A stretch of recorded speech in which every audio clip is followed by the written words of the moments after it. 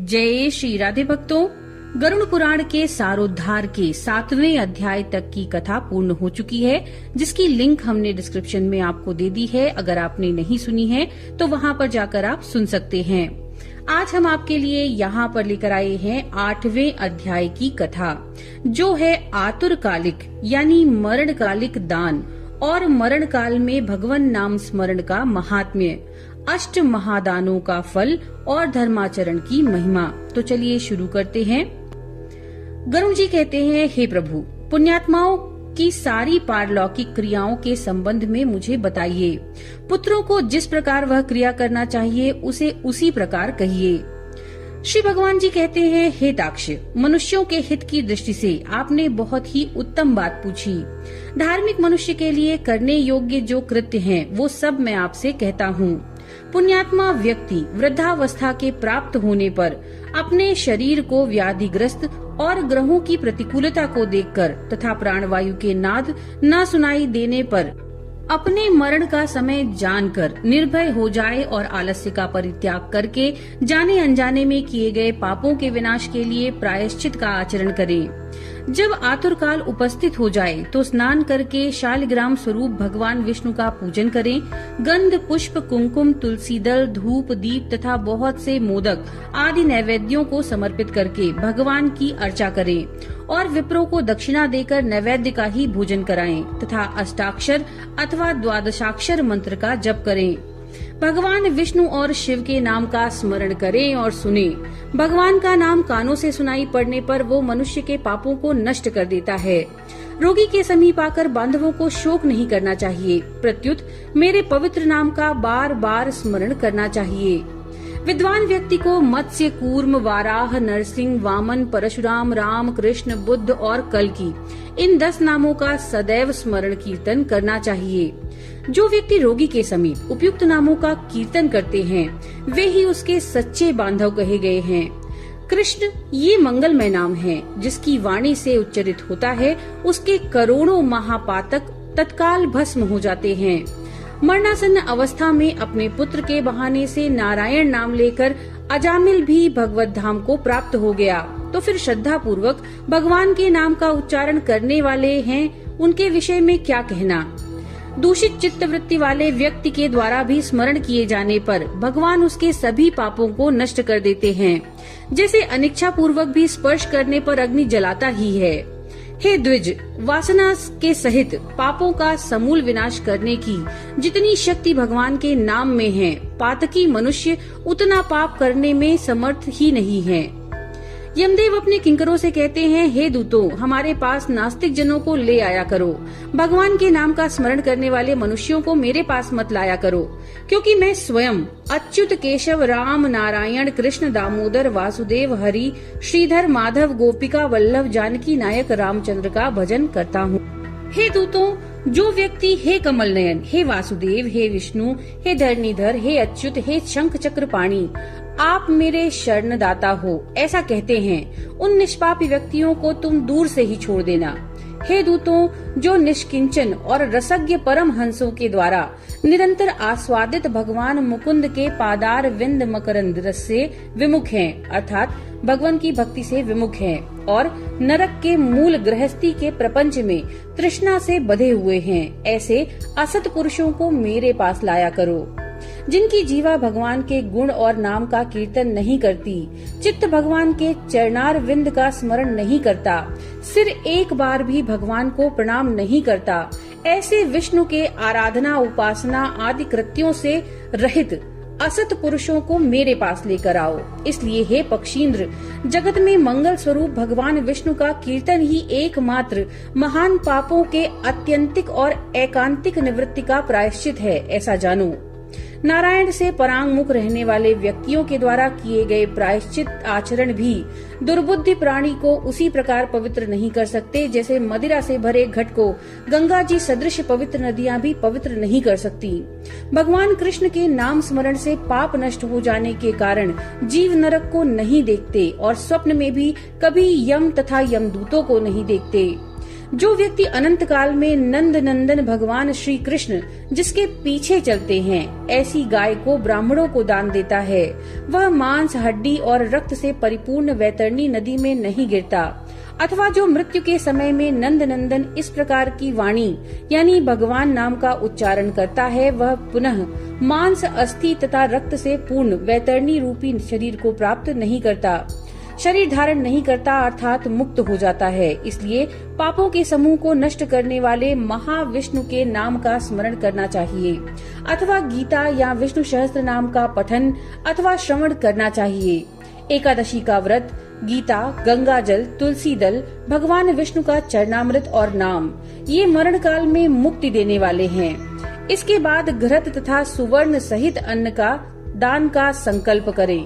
क्षोत्रिय यानी द्विज वेद पाठी ब्राह्मण को सवत्सा गौ का दान करें। हे ताक्ष, जो मनुष्य अंतकाल में थोड़ा या बहुत दान देता है और पुत्र उसका अनुमोदन करता है, वह दान अक्षय होता है।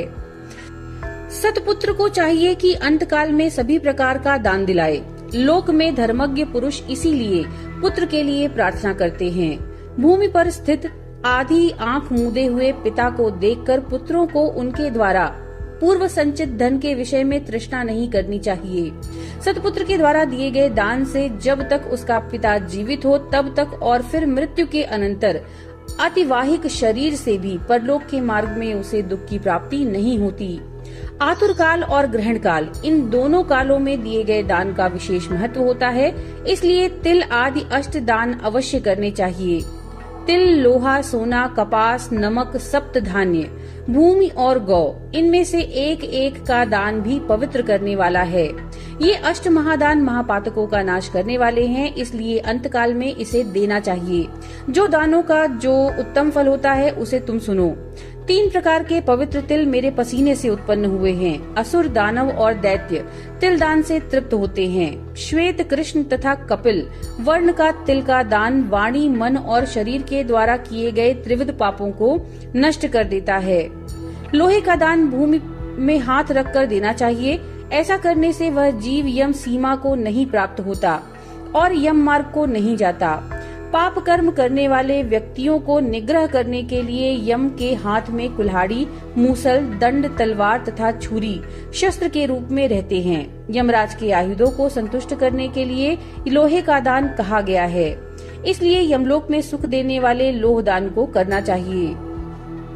उरण, श्याम सूत्र, शंडामर्क, उटुम्बर, शेषम्बल नामक यम के महादूत लोह दान से सुख प्राप्त करने वाले होते हैं। हे ताक्ष, परम गोपनीय और दानों में उत्तम दान को सुनो, जिसे देने से भूलोक, भूवर लोक और स्वर्गलोक के निवासी यानी मनुष्य, भूत, प्रेत तथा देवगण संतुष्ट होते हैं। ब्रह्मा आदि देवता, ऋषिगण और धर्मराज के सभासद स्वर्ण दान से संतुष्ट होकर वर प्रदान करने वाले होते हैं। इसलिए प्रेत के उद्धार के लिए स्वर्ण दान करना चाहिए।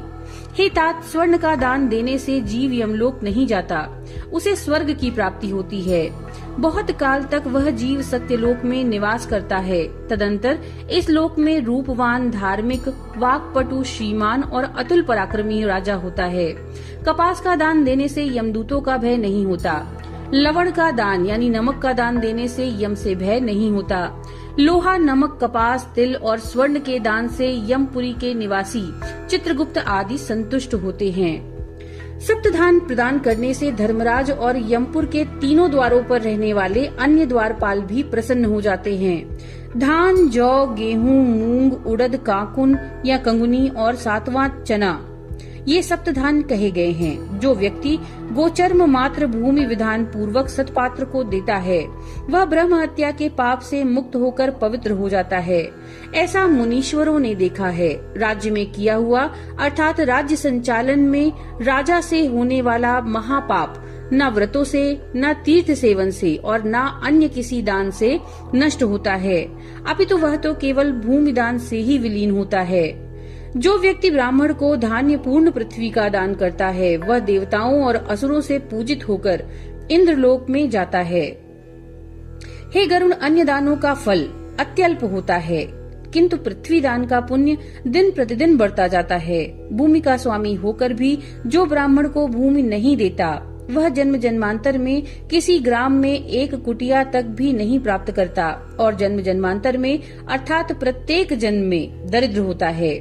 भूमि का स्वामी होने के कारण अभिमान में जो भूमि का दान नहीं करता वह तब तक नरक में निवास करता है जब तक शेषनाग पृथ्वी को धारण करते हैं। इसीलिए भूमि के स्वामी को भूमिदान करना चाहिए। अन्य व्यक्तियों के लिए भूमिदान के स्थान पर मैंने गोदान का विधान किया है। इसके बाद अंत धेनु का दान करना चाहिए और रुद्र धेनु देनी चाहिए। तदंतर ऋण धेनु देकर मोक्ष धेनु का दान करना चाहिए। हे खग, विशेष विधान पूर्वक वैतरणी धेनु का दान करना चाहिए। गौएं मनुष्य को त्रिविध यानी आदि भौतिक, आदि दैविक, आध्यात्मिक तापों और कायिक, वाचिक तथा मानसिक पापों से मुक्त कर देती हैं। बाल्यावस्था में, कुमारावस्था में, युवावस्था में, वृद्धावस्था में अथवा दूसरे जन्म में, रात में, प्रातःकाल, मध्याह्न, अपराह्न और दोनों संध्या कालों में शरीर, मन और वाणी से जो पाप किए गए हैं वे सब पाप तपस्या और सदाचार से युक्त वेदविद ब्राह्मण को उपस्कर युक्त यानी दान सामग्री सहित सवत्सा और दूध देने वाली कपिला गौ के एक बार दान देने से नष्ट हो जाते हैं। दान में दी गई वह गौ अंतकाल में गोदान करने वाले व्यक्ति का संचित पापों से उद्धार कर देती है। स्वस्थ चित्तावस्था में दी गई एक गौ, आतुरावस्था में दी गई 100 गौ और मृत्यु काल में चित्त विवर्जित व्यक्ति के द्वारा दी गई 1000 गौ तथा मरणोत्तर काल में दी गई विधि पूर्वक 1,00,000 गौ के दान का फल बराबर होता है। यहाँ स्वस्थावस्था में गोदान करने का विशेष महत्व बताया गया है। तीर्थ में सतपात्र को दी गई 1 गौ का दान 1,00,000 गौदान के तुल्य होता है। सतपात्र में दिया गया दान 1,00,000 गुना होता है। उस दान से दाता को अनंत फल प्राप्त होता है और दान लेने वाले पात्र को प्रतिग्रह यानी दान लेने का दोष नहीं लगता। स्वाध्याय और होम करने वाला तथा दूसरे के द्वारा पकाए गए अन्न को न खाने वाला अर्थात स्वयं पाकी ब्राह्मण रत्नपूर्ण पृथ्वी का दान लेकर भी प्रतिग्रह दोष से लिप्त नहीं होता। विष और शीत को नष्ट करने वाले मंत्र और आग भी क्या दोष के भागी होते हैं। अपात्र को दी गई वह गौ दाता को नरक में ले जाती है और अपात्र प्रतिग्रहिता को 101 पीढ़ी के पुरुषों सहित नरक में गिराती है। इसलिए अपने कल्याण की इच्छा रखने वाले विद्वान व्यक्ति को अपात्र को दान नहीं देना चाहिए। एक गौ एक ही ब्राह्मण को देनी चाहिए। बहुत ब्राह्मणों को एक गौ कदापि नहीं देनी चाहिए। वह गौ यदि बेची गई अथवा बांटी गई तो 7 पीढ़ी तक के पुरुषों को जला देती है। हे खगेश्वर, मैंने तुमसे पहले वैतरणी नदी के विषय में कहा था। उसे पार करने के उपाय भूत वैतरणी गोदान के विषय में मैं तुमसे कहता हूँ। काले या लाल रंग की गौ को सोने की सींग, चांदी के खुर और कांसे के पात्र की दोहनी के सहित 2 काले रंग के वस्त्रों से आच्छादित करें। उसके कंठ में घंटा बांधे और कपास के ऊपर वस्त्र सहित ताम्र पात्र को स्थापित करें। वहाँ लोह दंड सहित सोने की यम मूर्ति भी स्थापित करें और कांसे के पात्र में घृत रखकर यह सब ताम्र पात्र के ऊपर रखें।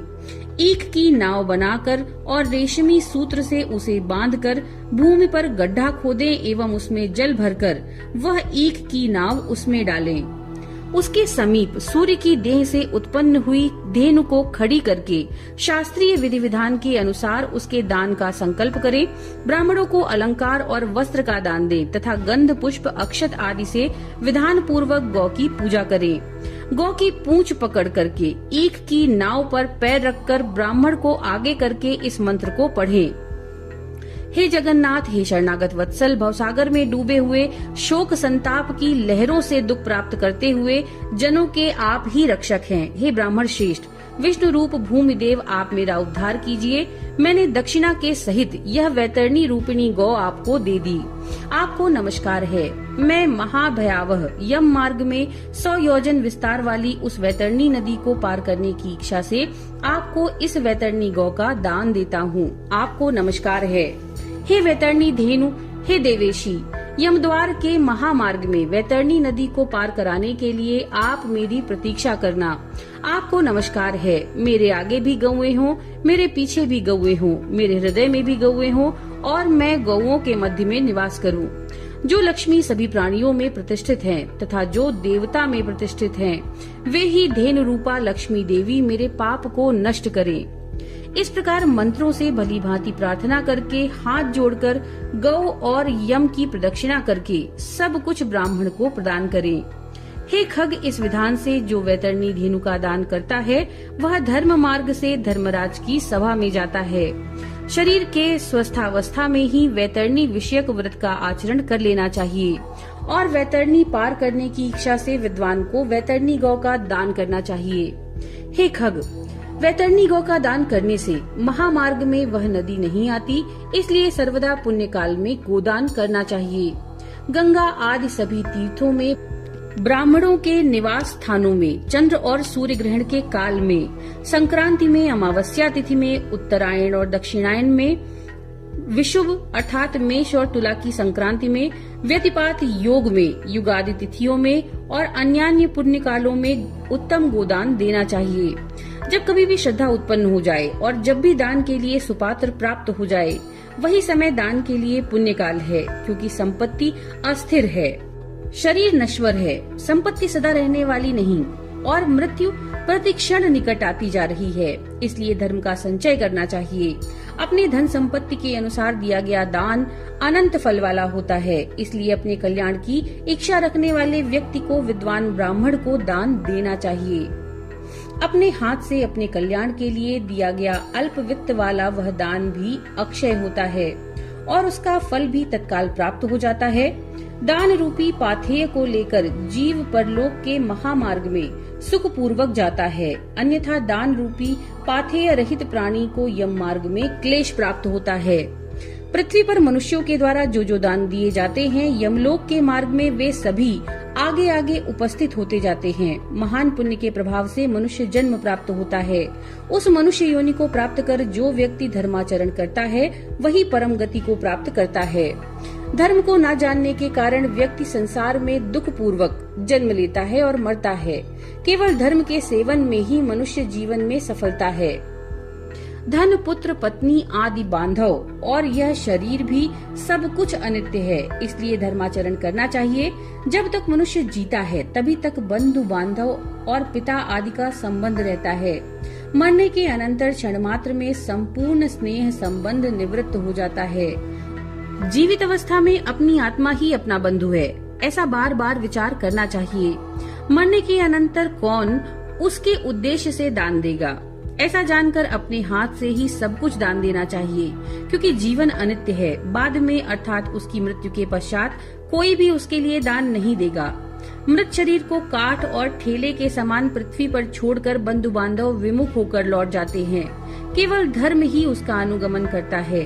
धन संपत्ति घर में ही छूट जाती है, सभी बंधु बांधव शमशान में छूट जाते हैं, किंतु प्राणी के द्वारा किए हुए शुभ अशुभ कर्म परलोक में भी उसके पीछे पीछे जाते हैं। शरीर आग से जल जाता है, लेकिन किया हुआ कर्म साथ रहता है।